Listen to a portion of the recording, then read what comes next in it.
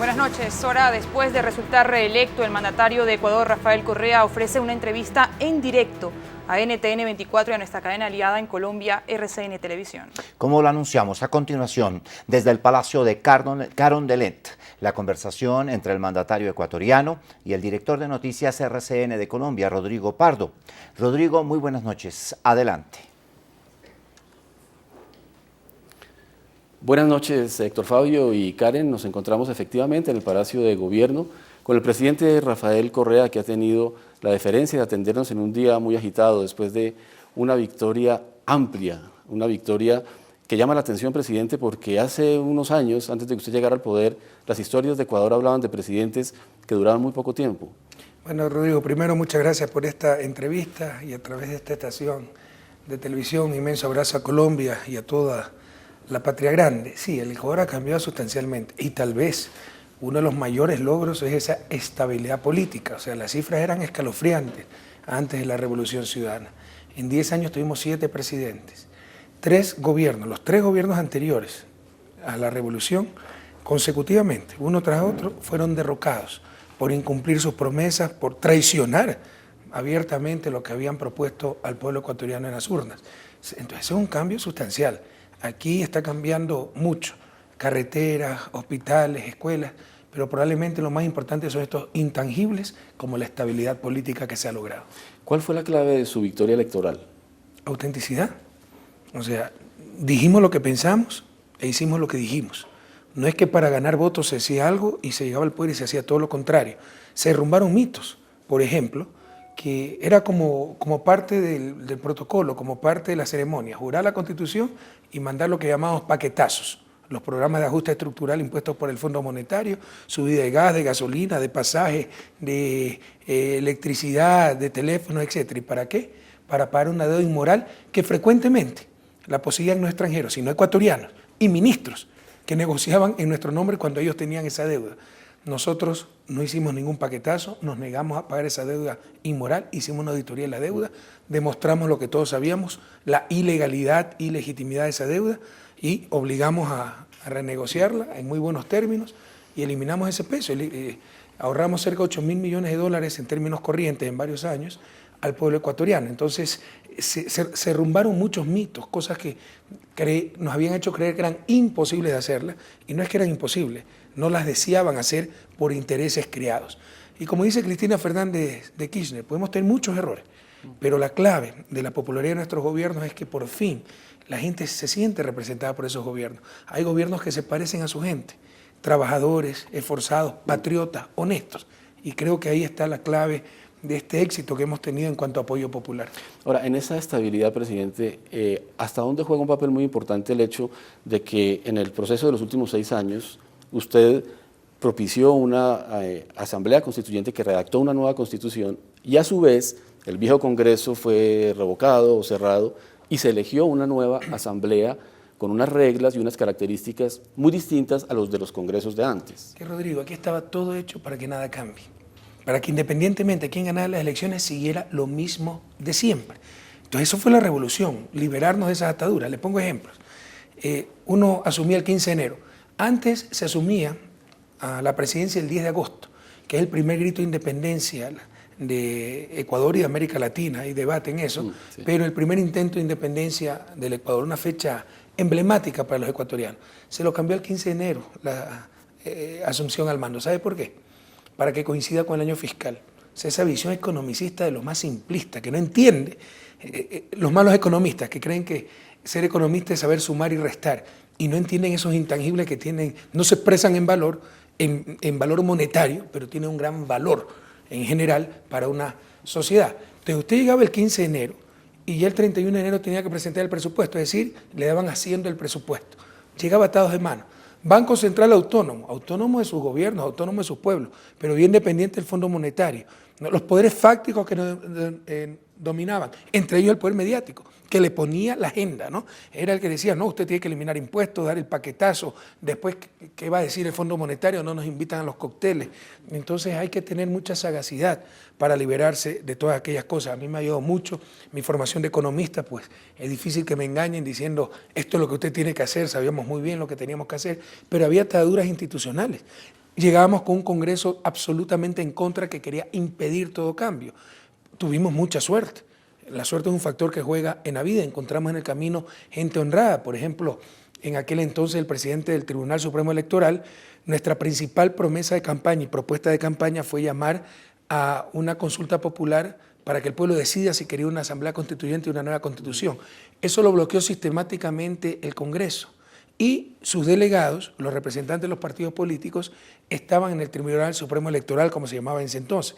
Gracias a Dios, el presidente de ese tribunal dijo basta, se hastió de todo esto, y dijo esto fue lo que aprobó el pueblo ecuatoriano y llamó a esa consulta popular. Y eso es lo que permite el desenlace, ¿no?, de este proceso. Es decir, se llama esa consulta popular, se logra la asamblea constituyente, se logra una nueva constitución y se cambia radicalmente el modelo neoliberal que tanto daño había hecho al Ecuador. Sí, y se cambia el poder legislativo y la relación entre el ejecutivo y el legislativo. Bueno, ahí hay mucho de mito. Por ejemplo, dicen que la nueva constitución es hiperpresidencialista. Ahora entiendo qué significa eso. Que alguien me explique, no lo entiendo.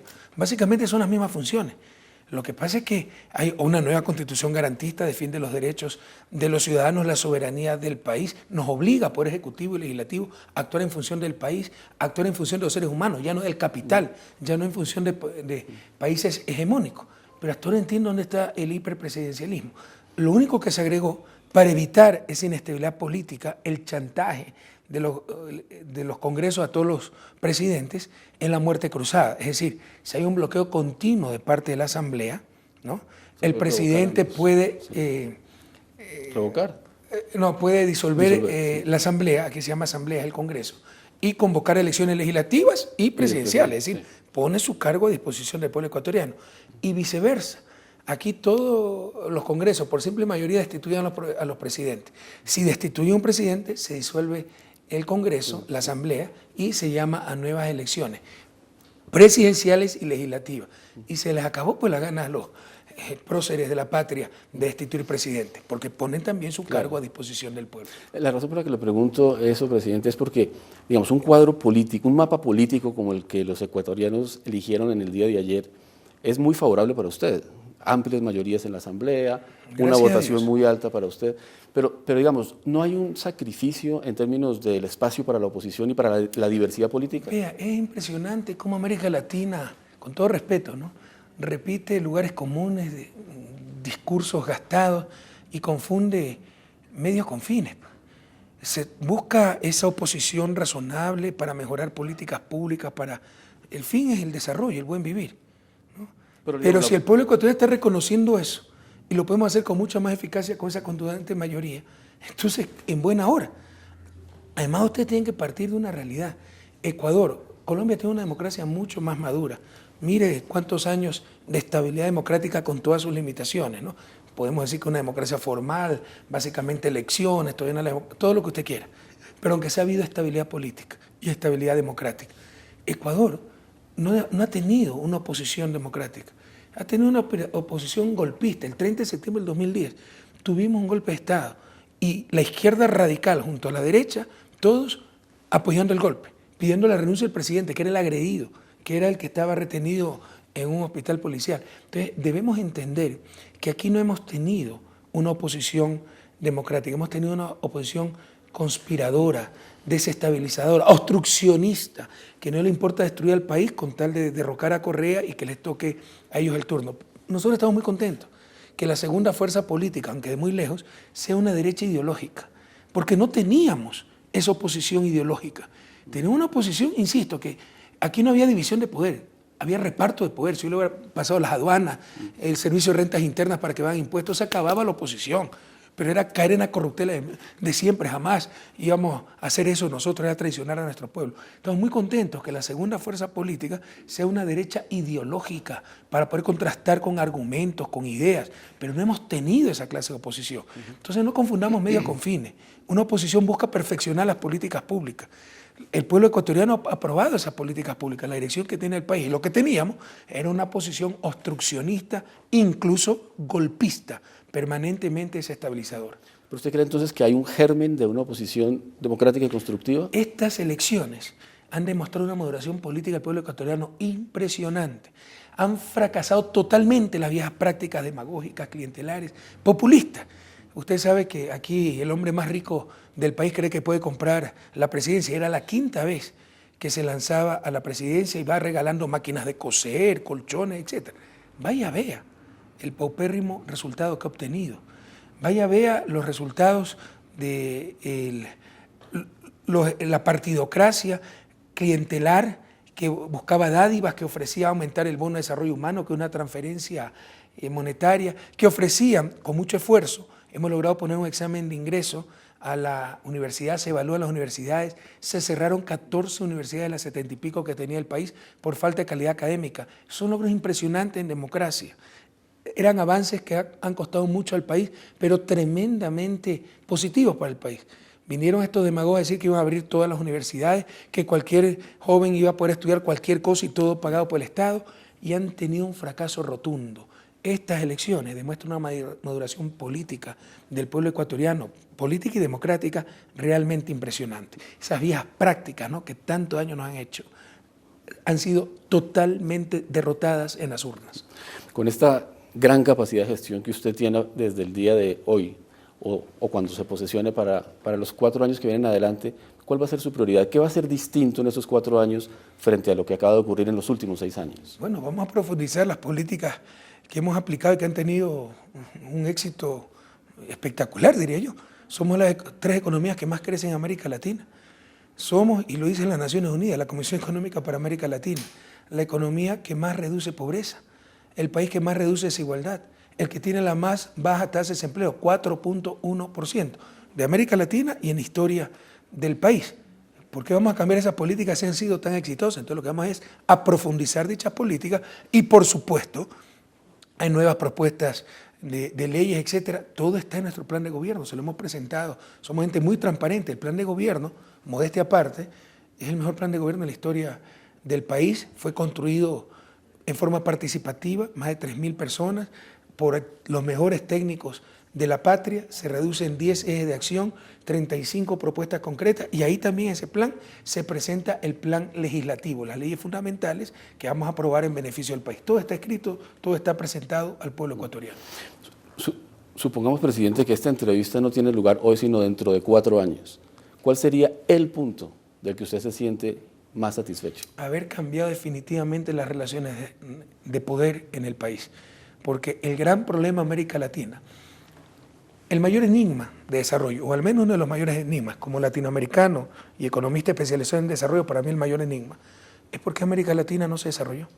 Si teníamos todo para ser desarrollados, abundantes riquezas naturales, incluso civilización. Usted tenía en América del Norte tribus nómadas, aquí teníamos civilizaciones, mayas, aztecas, incas, etc. Y fuimos un fracaso como sociedad. Todavía tenemos pobreza generalizada, grandes desigualdades. Hay muchas respuestas a aquello, pero sin lugar a duda, una de las respuestas es la clase de élites que ha dominado América Latina. Élites excluyentes, que se han apropiado de los frutos del progreso técnico, no para dar bienestar a las grandes mayorías, sino para diferenciarse de esas mayorías, sus barrios de lujo, sus escuelas de lujo, sus clubes de lujo. Y esas eran las élites que nos dominaban. Y esas élites, pues, obviamente se reflejaban en otras clases de poderes fácticos, poder económico, poder mediático, poderes sociales, etc. Pero no dominaban las grandes mayorías. Y eso se traducía en estados burgueses, estados aparentes, representando los intereses de unos cuantos y no de todos. No eran esos estados integrales, esos estados populares. La revolución ciudadana implica sobre todo eso, no únicamente eso, pero básicamente eso, el cambio definitivo de las relaciones de poder, de esa burguesía, de esas élites que tanto daño han hecho al país, de esos poderes fácticos que siempre nos han dominado, del capital sometiendo a los seres humanos, del mercado convirtiendo a la sociedad de vida personas en una mercancía más, a un Estado manejado por las grandes mayorías, donde el ser humano tenga supremacía sobre el capital, donde las sociedades controlen a los mercados y no los mercados a las sociedades. Dentro de esos poderes fácticos, usted con frecuencia menciona o señala entre ellos a los medios de comunicación. Sin lugar a duda. Tema que usted recurrentemente trata y trató no, ayer dígame en su que discurso, estoy equivocado. Y trató ayer en su discurso después del triunfo electoral. ¿Qué es lo que se propone hacer en estos 4 años que vienen, que para ser sinceros, presidente, generan muchísima inquietud en la comunidad internacional? Bueno, definamos qué es comunidad internacional, porque también es una burguesía que nos domina a nivel internacional y lo que les preocupa a ellos dicen que es la preocupación mundial. En cambio, los ciudadanos de a pie estamos preocupados de cómo manejan la información a nivel mundial. Usted se ha dado cuenta de la vulnerabilidad de nuestras sociedades. Aquí en Ecuador, media docena de familias dominan los medios impresos. Lo que sabemos, lo que no sabemos, la impresión que tenemos de personas que ni conocemos, dependen de lo que nos digan media docena de familias. Y es que esas media docena de familias son las hermanitas de la caridad. No, tienen grandes intereses. Vea los Wikileaks, 2005, cómo informaba la Embajada de Estados Unidos que había un enfrentamiento entre dos emporios mediáticos, que además la práctica en Ecuador fue hacer el emporio económico y empezar el emporio mediático para informar, no, para defender el emporio económico. Entonces era Teleamazonas del banquero Fidel Egas contra TC Televisión y Gamavisión de los banqueros Isaías, que estaban enfrentándose y llegan a un acuerdo para no sacarse los trapos sucios. Y eso informa la embajada con los Wikileaks. Y esa es la información que nos llega. Ojalá entendamos la vulnerabilidad. Ojalá entendamos la contradicción que significa que un derecho, todos estamos claros, que un derecho fundamental, base de la democracia, ¿no? La libertad de prensa, la libertad de expresión, la información. Pero que ese derecho, sobre todo concebido como información, está en manos de negocios privados con fines de lucro. Eso es una contradicción. Entonces, cuando se escandalizan tanto por estas críticas, primero no lo entiendo, porque es parte de la libertad de expresión, ¿verdad? Segundo, que se acuse de atentar contra la libertad de expresión por criticar a los medios de comunicación, a ciertos medios, es tan absurdo como decir que se está criticando a la democracia por criticar al presidente de la República. Entonces, tenemos que reconocer este problema que tenemos. América Latina tiene pésima prensa. Yo estoy totalmente de acuerdo que una buena prensa es fundamental para la democracia, pero una mala prensa es mortal para esa misma democracia. Y me preocupa también que nos vengan con estos escenarios de terror, que no se puede criticar a la prensa, que asusta, usted lo acaba de decir, a la opinión mundial, no, a los dueños de los medios de comunicación seguramente. Y me recuerda mucho la época de la colonia, cuando criticar al rey era criticar a Dios, y así nos mantuvieron 200 años esclavos. Ahora criticar a los medios de comunicación es criticar la libertad de expresión, no, es criticar a esos negocios privados, muchas veces con total falta de ética y profesionalismo, que están encargados de proveer un derecho fundamental y muchas veces lo hacen en función de sus intereses. ¿Dónde está esa línea un poco tenue, presidente, entre la diferencia de visión que tienen quienes están en el gobierno y quienes están en los medios de comunicación, ambos legítimamente, y una relación o una actuación un poco más ilegítima que tiene efectos negativos para la democracia y para la gestión pública? Porque digamos, yo creo que todos los presidentes del mundo se sienten un poco incómodos con los medios de comunicación, simplemente porque las agendas no coinciden, las visiones son distintas, cada uno cumple un papel en la sociedad un poco diferente. ¿Cuál es el papel que cumplen los medios de comunicación? Pues informar, pero es que informar... Eso, pero no de actores políticos. Yo no tengo ningún problema que informe. Pero cuando hacen descarada publicidad, por ejemplo, los medios de comunicación, los más acérrimos enemigos del gobierno, todavía niegan lo que ocurrió el 30 de septiembre del 2010. Dicen que fue todo un show montado, que fue una patraña. ¿Se imagina usted eso? Claro, no, pero puede haber casos puntuales donde si no se dice la verdad, por supuesto, eso es un error. Pero de todas maneras, si no se dice la verdad y se acude a las leyes, atentado a la libertad de expresión. O sea, debemos reformar la Constitución para decir que los periodistas y ciertos medios están por encima de las leyes. Y eso es atentar contra el Estado de Derecho. Mire, yo estoy totalmente de acuerdo. O sea, hay que ver dónde está la línea, pero discutamos esas cosas. Sí, claro. Pero hasta la discusión se la niega. O sea, se nos quiere convencer de que los medios de comunicación están por arriba del bien y del mal. Y eso es falso. O sea, ¿cuál es la diferencia entre un empresario que tiene un casino y un empresario que tiene un medio de comunicación? ¿Acaso ambos no buscan el fin del lucro? Puede ser el del casino que pague bien a sus trabajadores, que pague los impuestos, o que explote a sus trabajadores y evade los impuestos. Exactamente lo mismo con un empresario de los medios de comunicación. Pero si usted critica a ese empresario de los medios de comunicación, atentado a la libertad de expresión. Ya basta. Perdamos el miedo, América Latina, perdamos el miedo. Voy a cambiar de tema, presidente, por la otra noticia del día, además de lo que ha ocurrido aquí en Ecuador. En Venezuela ha regresado el presidente Chávez después de 2 meses y 10 días en La Habana. Varias inquietudes me surgen, entre ellas el papel de Ecuador y el papel suyo personalmente hablando dentro de la izquierda latinoamericana, que está en un momento muy importante. Nunca había habido en la historia de América Latina tantos gobiernos de inclinación progresista. Y la primera pregunta que quiero hacerle es si el hecho de que el presidente Chávez tenga una enfermedad tan grave que eventualmente incluso pueda impedirle gobernar, ¿lo convierte usted un poco en el sucesor, en el liderazgo de esa izquierda latinoamericana? Aquí no hay monarquías y no hay sucesiones, ¿no? Pero liderazgos creo que cada políticos. quien cumple, sí, su rol. Y yo creo que hablo en nombre de Hugo, y primero, la principal preocupación es en lo humano, por él, por su familia, ojalá que se cure lo más rápido, ¿no? Después viene la inmensa labor que está realizando por Venezuela, por América Latina, pero primero es él como persona, todos los deseos para que supere el grave problema que tiene de salud lo más rápidamente posible. Pero yo creo que hablo por Hugo, por Evo, por Cristina. Aquí nadie busca protagonismo, nadie busca sucesiones, nadie busca ser el líder de los líderes. Buscamos tan solo servir, estaremos donde más útiles seamos a nuestros países y a la patria grande.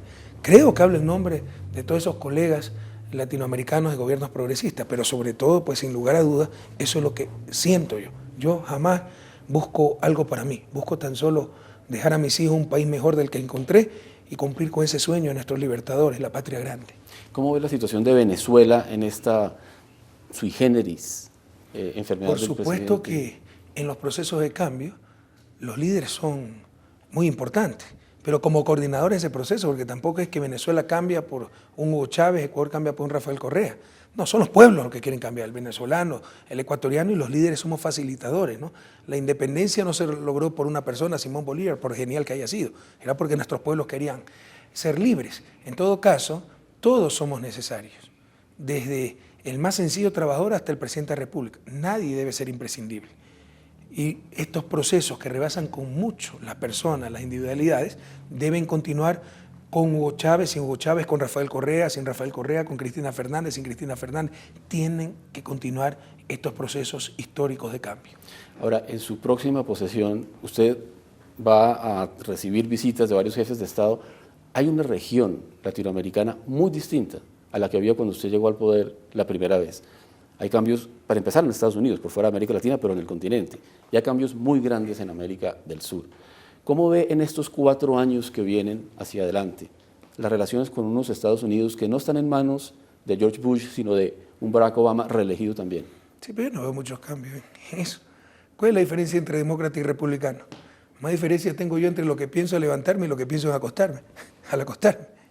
Eso ya están todos, hay amplio consenso sobre un sistema que ha sido muy exitoso, ha convertido a Estados Unidos en la mayor potencia de la historia de la humanidad, y hay problemas de matices, que más impuestos, menos impuestos, que el aborto, no el aborto y esas cosas, pero cambios sustanciales al sistema no se discuten.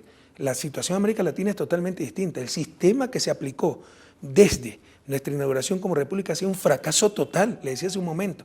Con todos los recursos que tiene América Latina, es imperdonable que tengamos tanta miseria, tanta pobreza, tanta desigualdad, tanta falta de servicio. Entonces no es que estamos administrando un sistema, al menos en Ecuador, esa es la revolución. Estamos cambiando el sistema, estamos construyendo un sistema nuevo y mejor. Entonces la situación es totalmente diferente con Estados Unidos. Y en esa visión de construir un sistema nuevo y mejor coinciden muchos países, hay una coincidencia histórica muy importante, ¿no?, en cuanto a los gobiernos progresistas que existen en la región. Por ejemplo, en política exterior, ¿tampoco ve gran diferencia entre republicanos y demócratas? ¿Cuál ha sido la diferencia? O sea, que Obama es un tipo inteligente y Bush, pues bueno, ahorrémonos comentarios. O sea, yo creo que Obama es una buena persona, pero la política exterior de Estados Unidos hacia América Latina, ¿usted cree que ha cambiado en algo? No ha cambiado en absoluto. Pero, por ejemplo, Obama ha demostrado que tiene menos confianza, credibilidad en el uso de la fuerza. Ha retirado soldados norteamericanos de varios lugares. Perdóneme, pero Obama es el presidente que todavía permite que con los drones, aviones no tripulados, se mate selectivamente lo que ellos consideran terroristas y de repente haya pues daños colaterales, unos cuantos niños, unas cuantas mujeres también muertas, ¿no? Yo no veo mucha diferencia en la política exterior de Estados Unidos. Peor para América Latina, donde sigue esa doble moral. Usted no es un buen gobernante si es honesto, si está reduciendo pobreza, si tiene legitimidad democrática. No, si es incondicional es bueno. Si no se somete es malo. Y le hace una campaña, un linchamiento mediático a nivel internacional impresionante. Bueno, presidente, ¿y Colombia? Digamos, usted tiene la situación paradójica de haber sido presidente en uno de los momentos más malos de las relaciones entre Ecuador y Colombia, pero también ahora en uno de los mejores momentos de esa relación bilateral. ¿Cómo ve hacia adelante esa relación? ¿Más cerca ¿Del mejor momento, del peor momento, un promedio? No, más cerca del mejor momento, no, estamos en un gran momento en las relaciones bilaterales, lo cual nos alegra a todos. Nadie buscó esa ruptura de relaciones del 2008, pero fíjese la gravedad del hecho que ocurrió. Pero en todo caso, históricamente, con el país con el cual mejores relaciones, éramos un solo país cuando logramos nuestra independencia, la Gran Colombia. Históricamente, el país con el que mejor relación bilateral ha tenido el Ecuador ha sido Colombia, y nos dio mucha pena ese rompimiento, que fueron relaciones diplomáticas. Nuestros pueblos jamás han roto. Aquí vive 500.000 de colombianos, tenemos más de 50.000 refugiados en zona de frontera. Ni se sintió pues esa ruptura diplomática porque había el flujo de comercio de personas, de turismo, etcétera, ¿no? Pero la buena noticia es que se han recuperado pues en forma espectacular, sobre todo con el cambio de gobierno, tengo que reconocerlo, en Colombia. Esas relaciones bilaterales están, así como estuvieron tal vez en el peor momento de la historia, probablemente están en el mejor momento de la historia. Las seguimos mejorando, seguimos profundizando. Se están dando pasos históricos. En diciembre tuvimos un gabinete binacional, es decir, los dos gobiernos en la ciudad fronteriza de Tulcán trabajando juntos por Colombia, por Ecuador y sobre todo por nuestras zonas fronterizas. Y seguiremos pues profundizando esas relaciones en beneficio de nuestros pueblos, sobre todo aquellos de la zona fronteriza, insisto. Ahora, los dos países tienen un litigio pendiente en La Haya por el tema de la aspersión de cultivos ilícitos en Colombia. ¿Esa es una amenaza a ese buen momento de las relaciones? ¿Pero cómo hacer amenaza? Qué bueno que si hay una diferencia recurramos a instancias jurídicas internacionales. Qué bueno que Perú tenga una diferencia con Chile, vayan a instancias jurídicas internacionales, ya no sé, resuelvan, superen estos conflictos, se traten de superar por medio de la violencia, otra clase de tensiones. Estas son cosas buenas, no cosas malas. Contextualicemos este problema, ¿no? 7 años se bombardeó con glifosato en la frontera, recurrentemente, no mi gobierno, los gobiernos anteriores pidieron que cesen esas fumigaciones, mataban los cultivos del lado ecuatoriano y hay evidencia de que mataban personas también. Los aviones incursionaban en espacio aéreo ecuatoriano para dar la vuelta y respetando totalmente la soberanía del país. 7 años se le pidió al anterior gobierno que pare las fumigaciones. Varias veces se comprometió y jamás lo cumplió, hasta que tuvimos que poner la demanda de La Haya y ya no podemos dar marcha atrás. Yo también tengo presión de nuestros campesinos, la gente perjudicada en zona de frontera. Pero el tema es complejo, presidente, porque, por ejemplo, el presidente Santos, que sin duda ha mejorado las relaciones con Ecuador desde su llegada al poder, era ministro de la Defensa cuando se hacían esas aspersiones, de manera que en este fallo de La Haya se va a estudiar también un poco la actuación del actual presidente. Mejor, pues entonces él va a comprender perfectamente por qué hemos recorrido instancias internacionales, porque 7 años, no 7 días, no 7 años, y después, frente a reiteradas insistencias del Ecuador, se continuó fumigando con glifosato la frontera común y se causaron graves daños del lado de la frontera, del lado ecuatoriano. Quiero hacerle una última pregunta, presidente, porque el tiempo lamentablemente se nos agota. Colombia está haciendo un nuevo intento de terminar el conflicto interno armado mediante una negociación. Personalmente, y perdóneme que le dé una opinión mía personal, creo que una victoria como la suya debería ser analizada en La Habana por la delegación de las FARC con mucho cuidado. Es decir, me parece que está demostrado empíricamente que la izquierda puede llegar al poder por las elecciones más fácilmente que por una guerra que además es muy sangrienta y muy costosa. ¿Cómo ve usted el proceso de paz de Colombia? ¿Cómo ve usted ese mensaje que significa una izquierda o unas fuerzas progresistas tan vivas en América Latina? Incluso si pudiera llegar por la violencia, suponiendo que pudiera llegar, ese camino va a ser excluido en la izquierda del siglo XXI. Nosotros somos procesos revolucionarios que significan cambio radical, profundo y rápido, pero en paz, en democracia. La izquierda moderna, sus soldados son los ciudadanos, sus balas son los votos, y mire qué logros hemos obtenido. Entonces, incluso si hubiera la remota posibilidad, que yo creo que no existe, ¿no? Y que se ha hecho un grave daño a Colombia con tanta violencia, la remota posibilidad que se llegue al poder en el siglo XXI por medio de la violencia debería estar totalmente excluido. Hay otras alternativas y es el costo de aquella vía pues es inadmisible en nuestra América del siglo XXI. Entonces todos ponemos nuestros mejores oficios, créame que no, personal, nuestras oraciones, todo para que ese proceso de paz llegue a un éxito rotundo. Por Colombia, básicamente por Colombia, que cese la violencia. Pero si usted quiere, no es lo principal, se lo aseguro, pero nosotros también hemos sido víctimas de ese conflicto. Tenemos 11.000 hombres en una frontera que requeriría en época normal 3.000, en situación normal 3.000 hombres. Nos cuesta eso cerca de $120 millones anuales. Ha habido muertos, ha habido mutilados, bajas en nuestra fuerza pública, una frontera donde en algunos sectores dominan grupos irregulares, etc. Tenemos 50.000 y más refugiados del conflicto colombiano, que los recibimos con los brazos abiertos. Seguiremos incondicionalmente siempre solidarizándonos con Colombia, pero tal vez el pueblo colombiano deba saber que eso nos cuesta como 60 millones de dólares anuales. Entonces, pero créame, no es por Ecuador, es por Colombia. Ojalá acabe lo más pronto posible un conflicto que, como usted ha dicho, sangriento, brutal y yo creo sin sentido en el siglo XXI.